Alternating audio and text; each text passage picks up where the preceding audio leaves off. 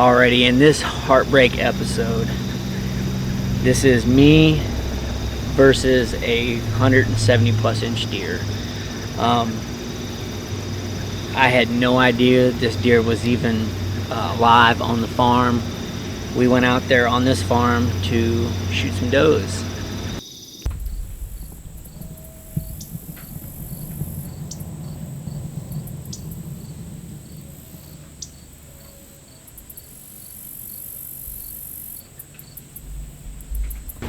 Evening starts, perfect, deer everywhere.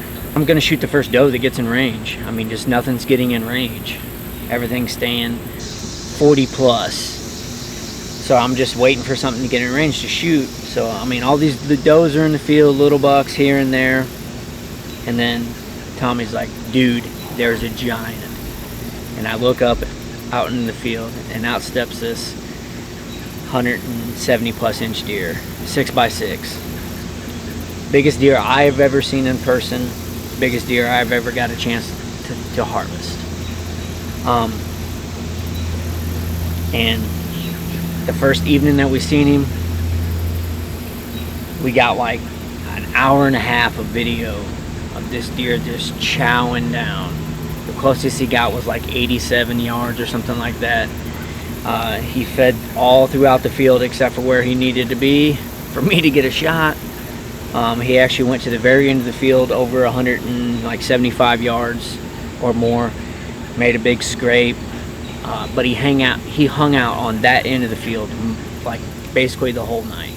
We waited till pitch dark to leave.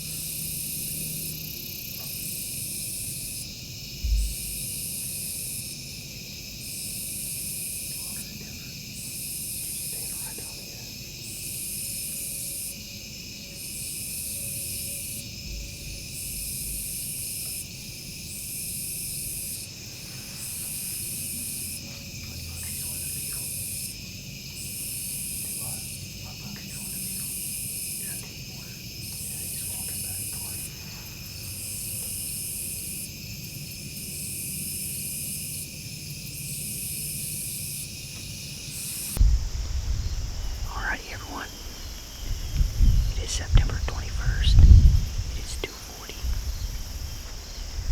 I slid in here this evening. This is the first north wind of bow season. So we came in here the other night, me and Tommy, and we sat on the other side of this field because of the wind. And we had a night of all nights. We ended up seeing this huge 6x6. The closest he would get was 83 yards that night. They stayed on this side of the field. So, with us having a north wind tonight, I can hunt this side of the field. I'm not very high off the ground because there's just not a lot of trees on this side to get into. So anyhow, we knew the other night that the deer were going to be on this side of the field. The browse pressure is a lot more down here than that side. So anyhow, north wind, I'm on this side of the field. Fingers crossed that the big 6x6 does the same thing he did the other night. And then I can get an arrow in him. If I was to get a shot and shoot and kill this buck, it'll definitely be my biggest deer ever. He'll probably go 160, if not 170 maybe. We had no idea he was here. We don't run cameras on this farm. We actually came in here the other evening just to shoot some does for meat. And being that nothing would get in range that we wanted to shoot, we had some fawns come in, but we held out, and lo and behold, he showed up. So I'm in here tonight for one deer. The 6x6 is what I'm after. So I got the crossbow with me tonight because I'm solo camming. I'm not very high off the ground, so there's going to be a lot of eyeballs, I hope, in the field. I mean, it'd be nice if he came out by himself, but the other night there was like 12 deer in the field, and he was one of them. So, I actually have a scrape right here to my left that him and an 8-pointer that he was with the other night both worked. So, I'm hoping they do the same thing. If they do, hopefully he gives me a 20-yard shot, I can pinwheel him and celebrate. So, stay with us. We'll see what we can get done.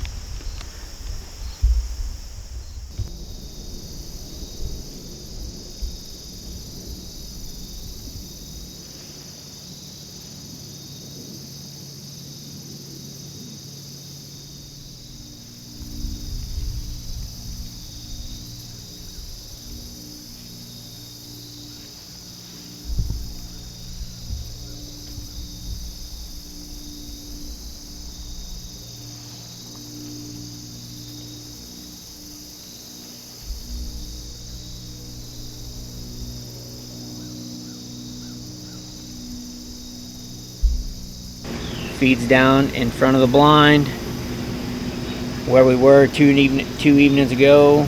Then he made back to the middle of the field, messed around with some bucks there. All the does that he was with all went in the timber, and they all worked down the timber, and they all came out at like 20 yards. So I'm like, oh my god, I'm gonna get a 20-yard shot at this deer. And as you can see in the video here, all the does come out in front of me, and he pops out where he went in. He just like turned around and came right back out. And then he worked his way down.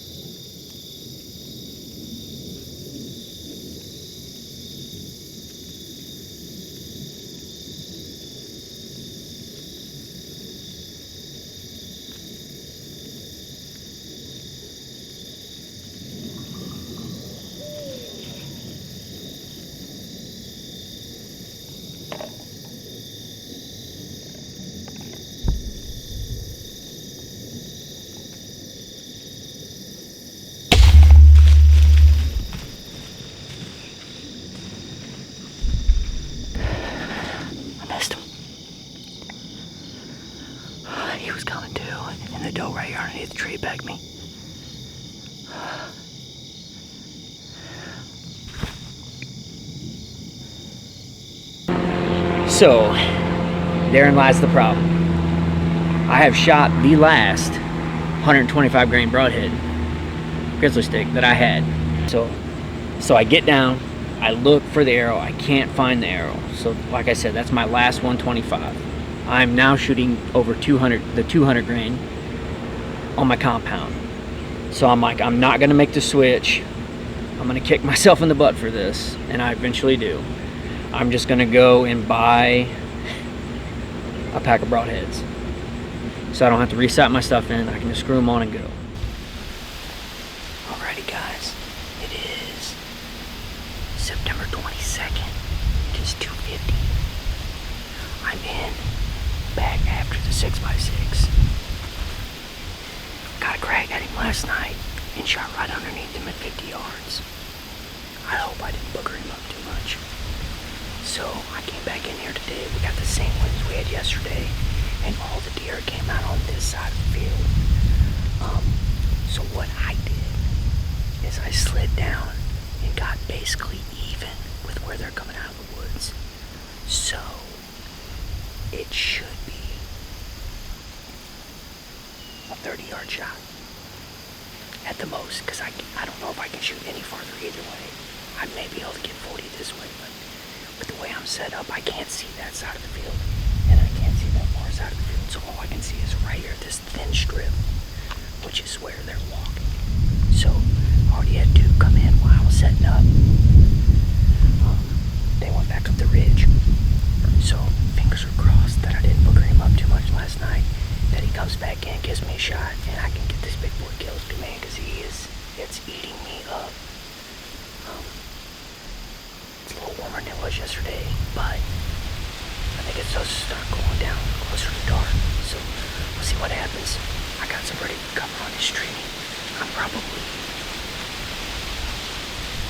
18 foot high or so. Good cover.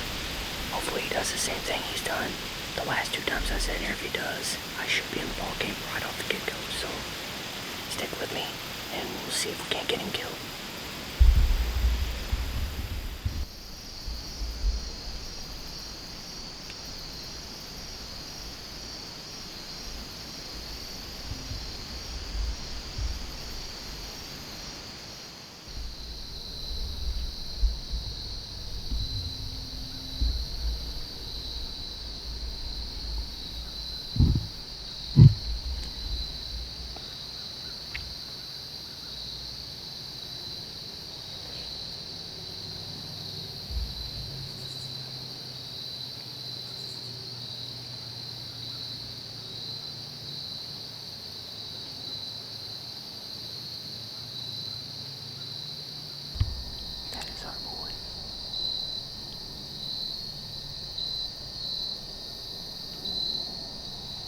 He came out on the other end of the field. He didn't come out where he's been coming out at.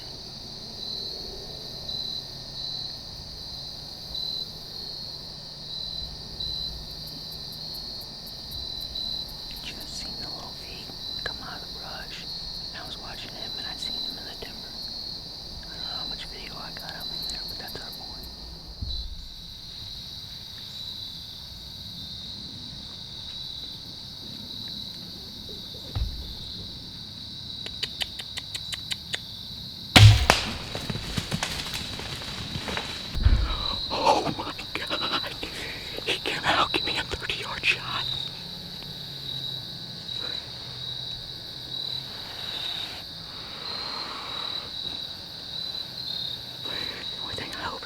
I don't get too far in that shoulder. I didn't get a ton of penetration. Oh my God.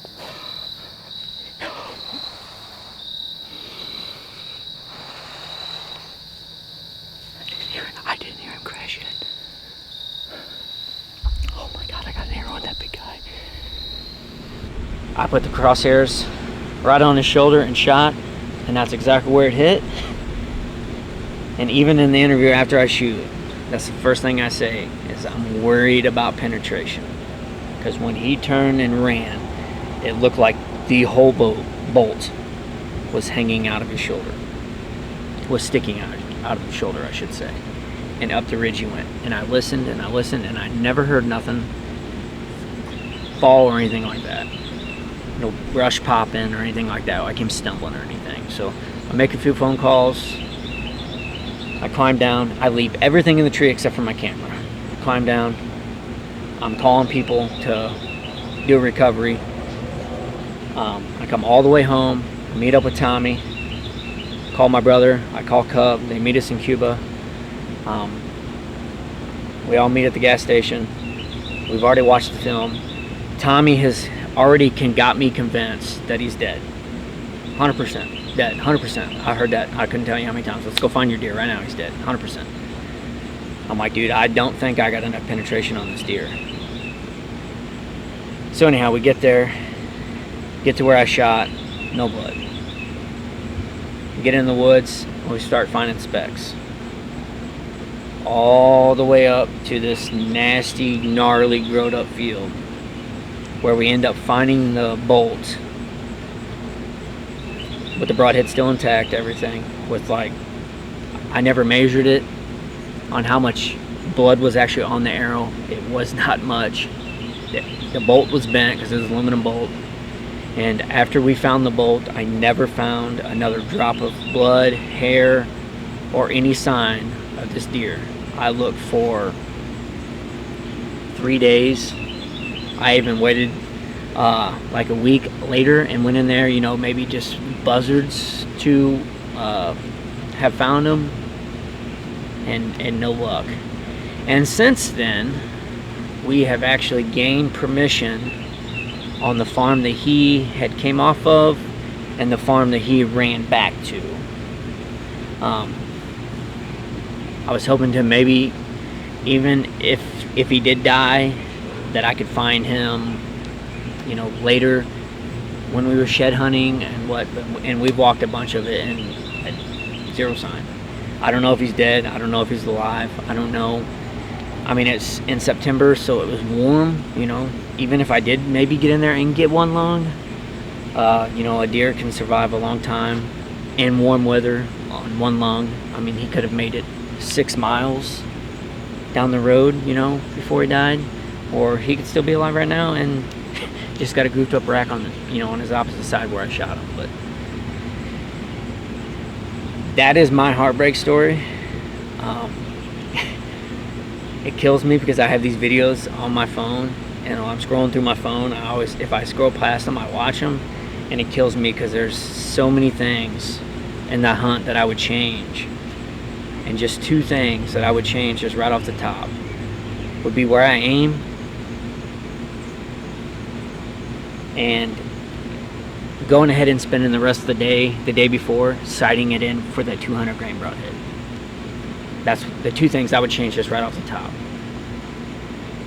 Because the shot, I put the crosshairs right on his shoulder, and that's exactly where it hit. And I don't know if it's, I'm just used to, when like rifle season, I'm used to shooting a gun with a scope. I'm used to putting it on their shoulder and shooting with a bow. I just put the crosshairs with my crossbow, just put it on his shoulders, shoot, and I get the, you know, I don't know. That's where I put it. That's where it hit. I'm 3 inches back. I'm double lunging him. He don't go 50 to 100 yards.